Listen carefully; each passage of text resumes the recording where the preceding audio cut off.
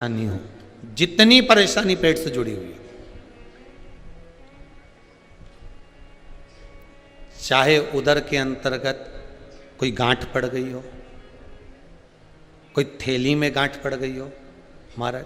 Doctor बोल रहा है कि इसका ऑपरेशन कराना पड़ेगा, या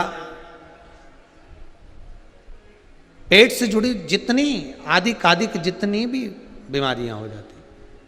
भद्राक्ष उस जगह पर काम आता है। केवल 3 दिन तक भद्राक्ष का जल,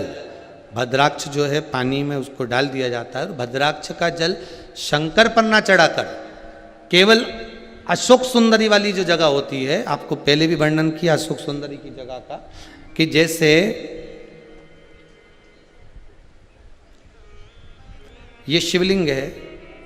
ये जलाधारी है गौल, और इसके सामने जो चरण है जहाँ से पानी नीचे गिरता है बाबा का, उत्तर दिशा की ओर जाता है, तो बीच में एक मोटी सी जो लाइन होती है वो अशोक सुंदरी की जगह होती है। भद्राक्ष का जो जल होता है वो शंकर पर न चढ़ाकर अशोक सुंदरी वाली जगह पर चढ़ा दिया जाए और उस जल को झेल कर लाया जाए,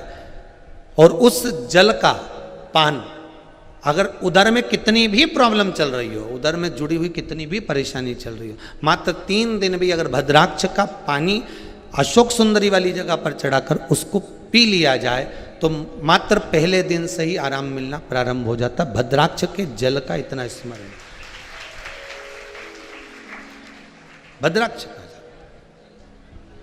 एक होता है रुद्राक्ष, दूसरा होता है भद्राक्ष। उसके जल का मूल महत्व है। तप साधना में रुद्राक्ष मूल है, तप साधना में रुद्राक्ष की मूलता है। कई बार जिनकी चित्तवृत्ति, जिनका मन, जिनका विचार, जिनकी दृष्टि, जिनका भाव विद्या अध्ययन में नहीं लगता हो, मन उच्चिष्ट हो जाता हो, खेलने में ज़्यादा लगता हो, बच्चे चिड़चिड़े हो जाते हो, या चित्तवृत्ति कैसे भी भगवान में लग नहीं रही हो, या आपका भी मन भगवान की सेवा में नहीं लगता हो, दौड़ दौड़ के वही व्हाट्सएप में चले जाए, मोबाइल में चले जाए, फेसबुक में चले जाए, यूट्यूब पर चले जाए, कहीं थोड़ी सी देर के लिए कथा सुनने का मन करे फिर मन भटक जाए, या पढ़ने का मन करे कि अब मैं पूरी शिवपुराण में भी घर में पढ़ूंगी, या मैं भागवत पढ़ूंगी, या मैं रामायण पढ़ूंगी, और 2 दिन तो लेके बैठी, तीसरे दिन से मन में फिर वो उचिष्टपन आ गया कि कहाँ बैठ गई, मैंने कहाँ नियम ले लिया। तो ये जो चित्तवृत्ति में आ जाता है, मन उचिष्ट हो जाना, चाहे विद्या से हो जाए बच्चों का, चाहे किसी कार्य से हो जाए, विद्या से हो जाए बच्चों का, चाहे किसी कार्य से हो जाए, मन की उचिष्टता में भी रुद्राक्ष बड़ा काम का है। यहां रुद्राक्ष की मूलता है। शहद में 9 मुखी रुद्राक्ष को डाल दिया जाता है शहद के अंदर, रात्रि भर उसको शहद में ही रखा दिया जाता है, और उस शहद को जब आप भगवान शंकर का स्नान कराने सवेरे के समय पर जल लेकर शिव जी के मंदिर जाती हो, तो सबसे पहले उस रुद्राक्ष को निकालकर शंकर जी की जो जलाधारी है उस पर रख दिया जाता है, और उस शहद को शिव जी पे चढ़ा दिया जाता है। उसी शहद को उठाकर लाया जाता है और बाबा का शुद्ध जल से स्नान कराकर, बाबा का पूजन कर कर, दूध दही जो भी आप समर्पित करना चाहते हो, पंचामृत आदि बाबा को समर्पित कर कर रुद्राक्ष और शहद को वापिस लाया जाता है। उसी शहद को मात्र 11 दिन तक आप चाटना प्रारंभ कर दीजिए, आपको कोई नहीं कहेगा कि पढ़ने बैठो, आपकी चित्तवृत्ति स्वयं विद्या में लग जाती है, आपको कहीं जाने की जरूरत नहीं।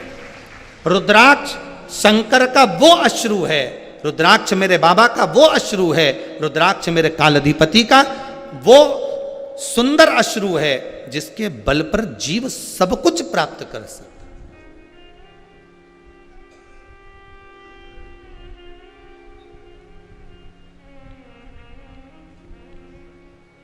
सब कुछ मिल सकता है,